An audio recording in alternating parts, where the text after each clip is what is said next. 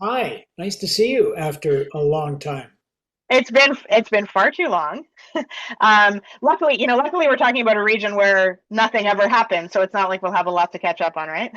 Yeah, I think there's probably 3 weeks of huge events that we don't even remember. Yes, I know, I know, I know. And I wish we could be saying that because a lot of good things have happened, but a lot of kind of uh, distressing things have happened. But there's been a few kind of peeks through the clouds as well. And so let's start there immediately, because what we're talking about or what we want to talk about is uh, not only just what's happening in the region, Israel Palestine in the larger region, but also specifically Canada's role and where Canada is speaking up. And, there are times where that just isn't happening. That is not the case right now. We actually have quite a bit coming out of Canada and out of prominent Canadian voices, yours included. And so I'm going to like kind of run through a laundry list and then let's just see where the conversation goes because we have the former ambassador's letter that you are you are amongst the signatories on it. So I want to hear more about that. I know that you also testified in front of the Senate, so I'd love to hear about that. You also wrote a piece on the flotilla, the most recent flotilla in which we saw Itamar Ben-Gvir post and release this heinous video of his treatment of those who were detained on the flotilla, including Canadians, and we heard testimony from the Canadians as well once they got back. We know that Carney spoke to Herzog, and we know that there's been 3 announcements from Canada: additional sanctions on West Bank settlers and entities, additional funding for humanitarian aid and reconstruction in Gaza, and this, of course, this international peace fund along with our allies in the UK and Australia. So why don't we start with tell us the stuff that you were involved in directly, the ambassador's level letter and the Senate testimonies, and then let's expand that into like Canada's reaction and what we're seeing from this Carney government. Yeah, I think the interest by the former ambassadors and by the Senate and by the government in its actions have all, in a sense, been stimulated. I'm sure that's the right word, by what's been going on both in Gaza and in the West Bank, and then to a lesser extent, but always mentioned by the government, what was happening in Lebanon as well as the evacuation of 1 million people took place and many deaths in and around Beirut and in the south. Mm-hmm. So the ambassador's letter, I think, came out of some frustration. We had seen the government do some impressive things. They were involved in some declarations soon after the prime minister took over. And then there was the New York Declaration, followed by recognition of Palestine, with sort of post conditions that we hoped that Abbas and his government would meet. Um, um, but there was still this sense that nobody, not Canada, not Europe, certainly not the United States, nobody was taking action in the light of the increased violence that was happening in the West Bank, um, facilitated in some cases by the IDF and by the police. I mean, there were so many incidences. I've heard it from our representative in Ramallah. We saw it on CNN, where not only was there violence going on, but clearly the IDF and the police were not stepping in, and in some cases, it was just the opposite. And so the deaths were increasing, detentions were increasing of Palestinians. No Israeli settlers, especially the hilltop settlers who were the most violent, were being detained, charged, etc., etc. And at the same time, there was this humanitarian crisis continuing in Gaza. We saw an end to the war. We saw the Board of Peace formed, which, by the way, has collected no money so far. We saw the establishment of a technical committee of apolitical Palestinians, Gazans, who were going to come in and deal with water and urban affairs and health and etc. We've seen people trying to work on disarmament, DDR. Um, but really nothing has happened in Gaza. And there is a humanitarian crisis going on. This humanitarian crisis was highlighted when I spoke in the Senate by the two other witnesses, one from Médecins Sans Frontières and the other from World Program, the WFP, who basically said that Israel is not allowing in enough food, enough medicine. Crucially, they're not allowing in the material that's needed to be able to construct accommodation so that the refugees can move out of these tents in which they are settled. We're talking about 2 million, almost 2 million people that have moved into an area a quarter of the size of Detroit, and they're simply not getting enough. We're not talking about starvation. There isn't a siege going on, but the amount of food, medicine, etc., required is not getting in. And so these actions prompted 190 of former ambassadors, many of whom had served in the Middle East, others at the UN, etc., to say to the government, you know, we know that Israel is under threat. We know that Hezbollah is a terrorist organization. We know that Hamas is still in control and armed in parts of Gaza.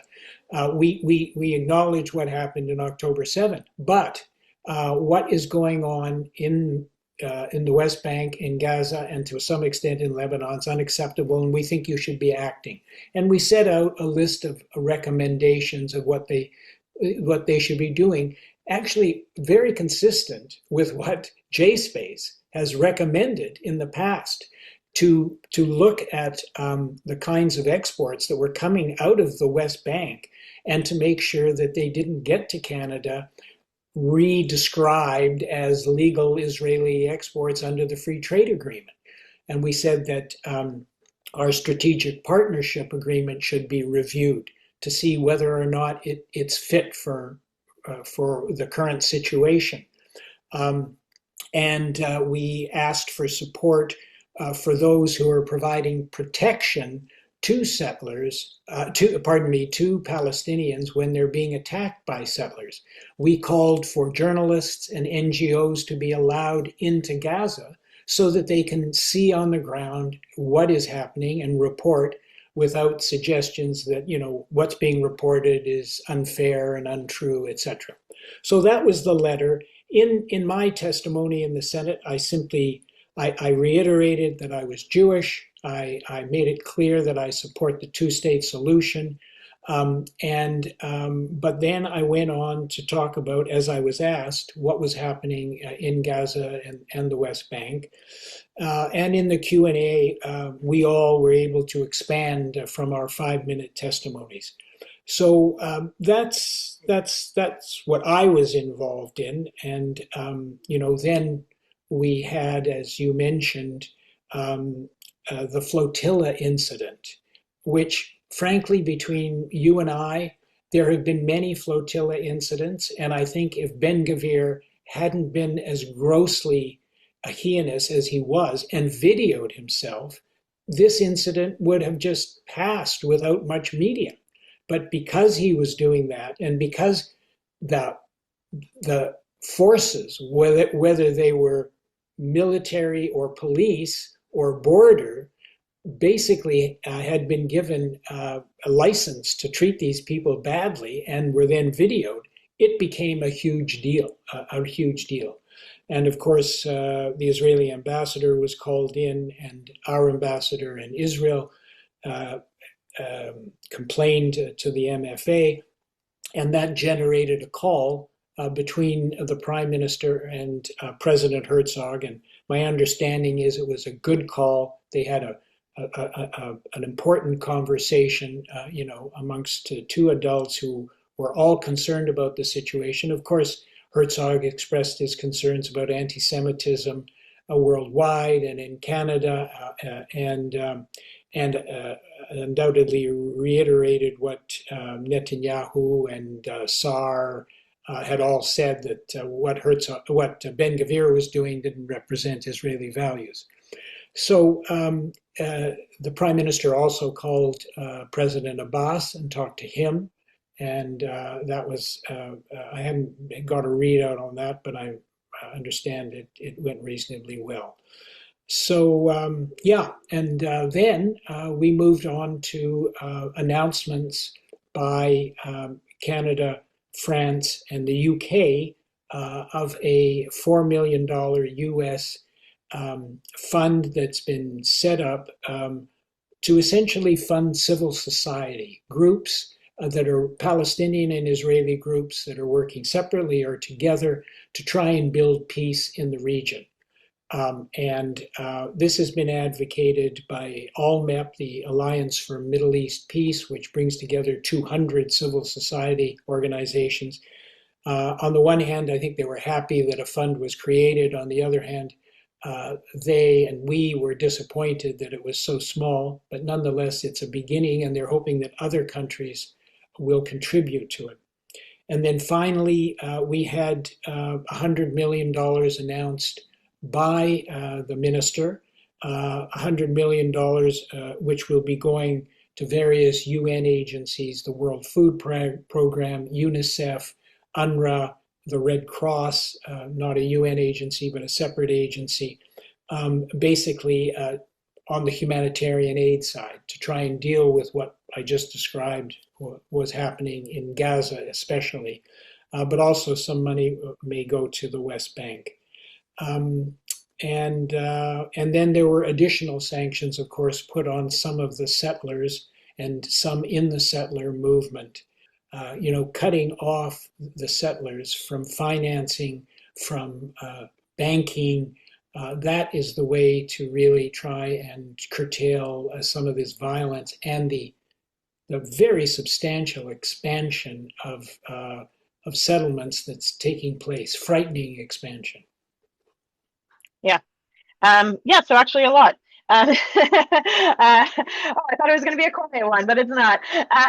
But I think the only thing that I would add to all of that, I think what you said in terms of like, all the condemnation around the flotilla largely because of what Ben Gvir did, and like let's not kid ourselves. Like I'm sure Netanyahu was not stoked to have to make a statement and say anything about it. But like it just goes to show that like those types of figures in the Israeli government have pushed everything so many steps too far that it's and now there's so much international attention on this all of the time that it's impossible to stay quiet. So on the one hand, good that this has been it's been polarized in a constructive way, that now people we need to see senior officials and politicians and the prime minister saying something about it. But also, just to add to, I guess, your experiences in Ottawa, I was in Ottawa with the co-founder of Breaking the Silence, the current executive director of Breaking the Silence, and one of their testifiers who just served in Gaza, 24-year-old who did 7 months in Gaza. And, like hearing those stories and I took them around to meet with members of parliament and bureaucrats and all the kind of important people on this issue. And, I sat there hearing these stories over and over again of what their experiences were in Gaza and in the IDF. And like, this is also terrible for Israeli society. This is terrible for Israelis. This is terrible for 20-something-year-olds coming out of the army with these experiences that are horrifying. And not everyone, this guy chose to be a whistleblower. He chose to, from his stories, push back on his company commander and his platoon commander on some of the things that he was doing. But not everyone does that or feel that they can do that. And he also told stories of, other folks that he had served with who now are dealing with, immense post-trauma and moral injury and, relationships falling apart and addiction and all of these different things, that it's like the ramifications, obviously the ramifications on Palestinians, and to your point of, people displaced and shoved into these ever shrinking areas, is orders of magnitude, more terrible, I guess, if you're going to compare atrocities and suffering. but this is not good for anybody. And we have to recognize that when we ask Canada, whether it's your ambassador's letter or your testimony, or when we're asking for sanctions, like, so much of this is also because this is what Israel is becoming a settlement project that has this pesky state attached to it, as opposed to a state that's trying to manage the settlement project. And I think that we as, as Jewish Canadians, first and foremost, need to ask ourselves if that's a future that we're willing to live with. And I think that anyone really asking themselves that honestly and critically would be hard pressed to say yes. And, to your point about these soldiers who, in addition to suffering PTSD, a significant number have committed suicide, and as Yeah, you say, who are really changed by their experience. Um, uh, in addition, we've got to realize that Israel's new military policy has them currently in Gaza, in the West Bank, in Lebanon, and in Syria. They're actually occupying a portion of Syria. They're now occupying a significant portion of southern Lebanon, where soldiers have been killed by drones and rockets. And people like my sister, who lives in the north, have been subjected to Hezbollah rockets and drones as well. And there are so many young Israelis in the reserves who are now serving 200 days a year. yeah, They're not in their jobs. They're not with their family. They're not contributing to the economy. They're serving their country, and that's admirable in one sense. But in the other sense, this policy that Katz and the Prime Minister have been advocating and implementing is really detrimental on so many grounds. Occupying Lebanon, they occupied Lebanon for 18 years. yeah, And yeah, Ehud Barak, who was just recently interviewed, saying, "This is crazy. Don't we learn any lessons at all?" yeah, Especially when you have a government in Lebanon who, for the first time since 1948, says, "I'd like to talk to Israelis and make a deal." Now, yeah, we know they can't control Hezbollah by yeah, themselves, but why aren't we? Why isn't Israel reaching out? Also, Al Shara in Syria has said he'd like to talk to Israel, but while part of his territory is being occupied, it's problematic. So it's complicated, and all we can wish for, frankly, is come end of October that there'll perhaps be a change of government and a new regime that wants Israel to be welcomed back, if possible, into the international community. yeah.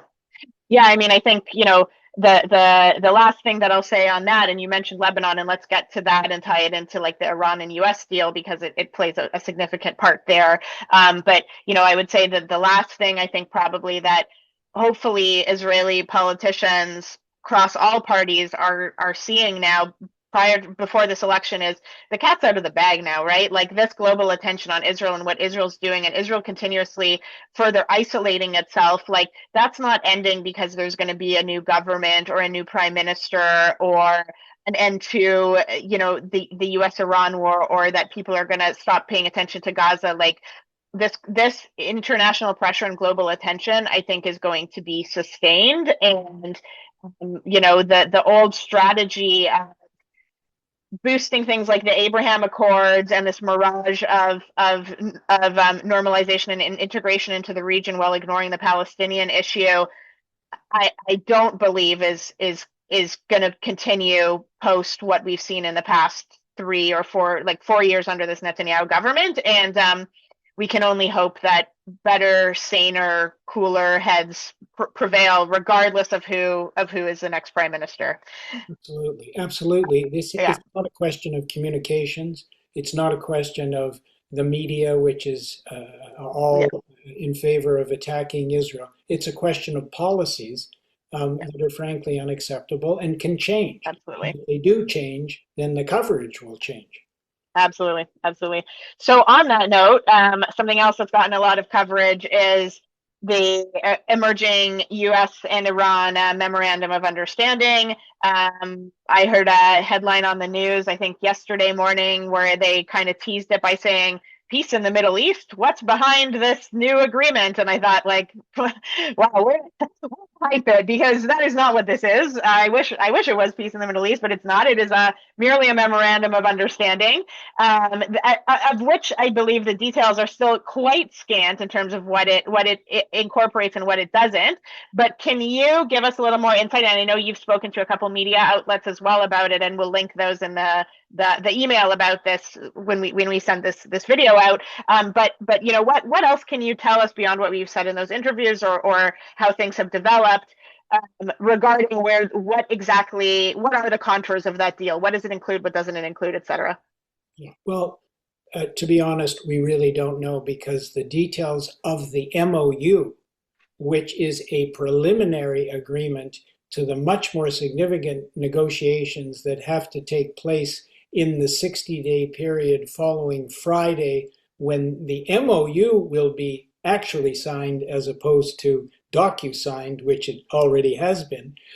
So it's that 60 days that is going to be key, because the 60 days is going to be about nuclear. It's going to be about the enriched nuclear. It's going to be about the unenriched nuclear. It's going to be about whether Iranian assets are unfrozen and how much. It's going to be about whether sanctions are lifted and how much. And it's going to be about whether or not there's 100 million, 300 million. I mean, the numbers are just staggering. Reconstruction fund for Iran. Just to put all this in perspective, the line out of Donald Trump, I mean, and there are so many that blow your mind, but the line that I heard him say was, after 48 years of conflict with Iran, we have to turn the page and start a new relationship. This was the country he was about to obliterate. Yes. This was the country whose regime he was going to change, just like he did in sort of Venezuela. This is the country that, he and Israel were bombing, obliterating the Navy, yes, obliterating the Air Force, yes, and of course killing people while Iran was responding. All that this memorandum of understanding is doing, as far as I understand, is saying that the US blockade will be lifted. And once it's lifted, efforts will be made to demine and remove any of the other obstacles so that the tankers will begin to flow. I think what we will see is tankers, and there are plenty of them, I think over 60 full of oil. They will get out, and they will just begin distributing that oil. The question is whether other tankers that are empty will feel confident enough to go in and fill up again, without some more assurances that the strait won't be closed and the Americans won't be attacking and they're going to be stuck there. One of the amazing realities, so many people have said Trump is just fixing what he created. The strait was open before, all that oil was going out, the fertilizer, the gas, the helium, it was all moving out, and he creates this problem along with Israel, and now he has to fix it. People were asking, why didn't Iran ever do this before? And the reason they didn't do it before was because of deterrence. Iran knew that if they did it, they would be attacked by the United States and, probably by Israel, because Israel wanted to attack for other reasons. But they never did it. Once Israel and America attacked, the deterrence was gone, and they used, quote, the nuclear option, which was closing the strait. And now there are two new realities. One is that no matter what they promise and no matter what Donald Trump says, they can close the strait anytime they want. And the Yeah. second reality is they know that Donald Trump and probably no other president is prepared to put boots on the ground in Iran. Yeah. So the and of course, if you translate that to Israel, all of Israel's objectives, none of them were met. Not Yeah. one of them. No Yeah. regime change. Missiles still there. Yeah. Now we've got more than that. We've got drones. The regime is still in place. The nuclear stuff is still there, et cetera, et cetera. And that, of course, is causing Bibi no end of problem. So it'll be it'll be amazing if the deal sticks, if there are significant and legitimate and positive negotiations in those 60 days. But I can guarantee you, Trump's deal is not going to be better than the JCPOA that Obama negotiated, that Bibi Netanyahu went before Congress to criticize, and the deal that Trump basically destroyed. So, really, a lot of money, trillions of dollars spent overall and lost, lives lost, and U.S. and Israel come out of it, frankly, quite weak, and Iran comes out of it strong. And Yeah. unfortunately, the Iranian people, which they were the reason that this all began, because the Israelis, I think, in some sense, convinced Trump that this was the moment to go. They're in worse position than they were before, frankly, because it's a more hardline regime. Yeah. Yeah, and I mean that's the other piece too of Trump saying that he was going to obliterate Iran, and then to your point, yeah, now we're talking about turning a new leaf. And also, what was his tweet right when the protests started in Iran of "we're coming to save you" or whatever, to the Iranian people, "we're coming to save you," and we've seen he hasn't done that either. So to your point, yeah, we'll wait and see what the details are, of course, but it's hard to believe, exactly to your point, it's hard to believe that it is A, anything better than the JCPOA, or B, that all of this was in any way worth it.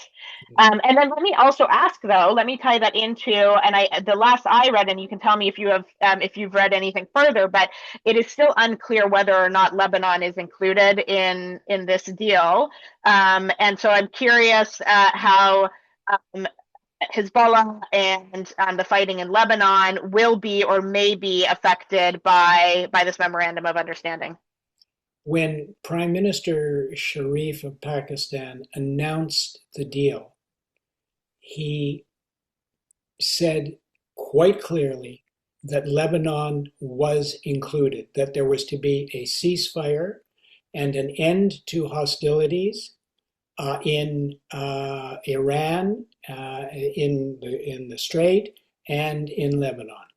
Uh, Almost immediately thereafter, there was the exchange of Fire 3 drone attacks by Hezbollah and Israel. Israel attacked Beirut, and there was a feeling that the whole deal that had been agreed and was about to be signed was going to fall apart. Um, uh, Donald Trump appealed, told Bibi that this had to stop. The deal did go ahead. It was agreed and then signed. And I think you've hit on this is one of the key questions. Katz, the defense minister, came out saying we are going to be staying in Gaza, in Lebanon, and in Syria. He did not say that they were going to be firing on Beirut. I think Israel retains the right to defend itself. So if there are rockets going their way, they will respond. And so we're in a situation where Iran has an obligation to control Hezbollah, and they do control Hezbollah.